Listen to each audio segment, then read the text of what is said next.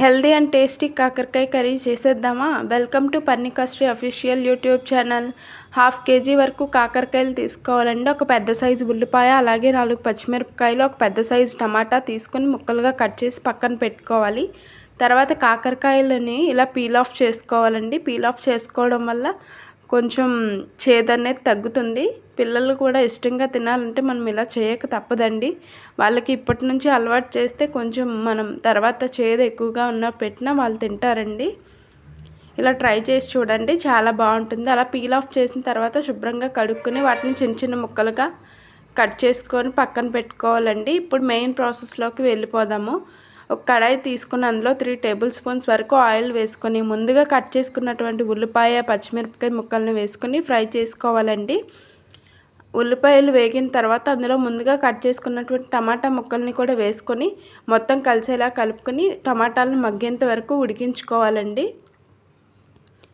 ఇలా వీడియోలో చూపిస్తున్న విధంగా టమాటాలు మగ్గిన తర్వాత ముందుగా కట్ చేసుకున్నటువంటి కాకరకాయ ముక్కల్ని కూడా వేసుకొని మొత్తం కలిసేలా కలుపుకొని మగ్గనివ్వాలండి. ఇలా కొంచెం లైట్గా ఫ్రై చేసిన తర్వాత అందులో టేస్ట్కి తగినంత సాల్ట్ యాడ్ చేసుకొని దానిపైన ఒక లిడ్ పెట్టి మగ్గేంత వరకు ఉంచుకోవాలండి. ఒక 5 మినిట్స్ మగ్గిన తర్వాత ఇలా 5 మినిట్స్ మగ్గిన తర్వాత మూత తీసి అందులో రుచికి తగినంత కారం వేసుకోవాలండి. కారం వేసుకొని మొత్తం కలిసే వరకు కలుపుకోవాలి. ఇలా కలుపుకున్న తర్వాత మన గ్రేవీ ఉడకడానికి వాటర్ వేసుకొని ఉడికించుకోవాలండి. మూత పెట్టి ఉడికించుకోవాలి మెత్తగా అయ్యేంత వరకు. ఇలా మెత్తగా అయ్యేంత వరకు ఉడికించుకోవాలి. ఉడికించుకున్న తర్వాత అందులో ముందుగా నానబెట్టుకున్నటువంటి చింతపండు రసాన్ని కూడా యాడ్ చేసుకొని మొత్తం కలిసేలా కలుపుకొని మళ్ళీ మూత పెట్టి ఉడికించుకోవాలండి.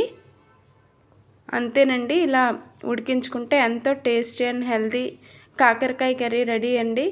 నేను చిన్నప్పుడు తినేదాన్ని కాదు, మా నాన్నమ్మ వల్ల అలా అలవాటు అయ్యిందండి. మీరు కూడా ట్రై చేయండి. కర్రీ మాత్రం సూపర్గా వచ్చింది. వీడియో నచ్చితే like, share, subscribe to my channel. Thank you so much for watching.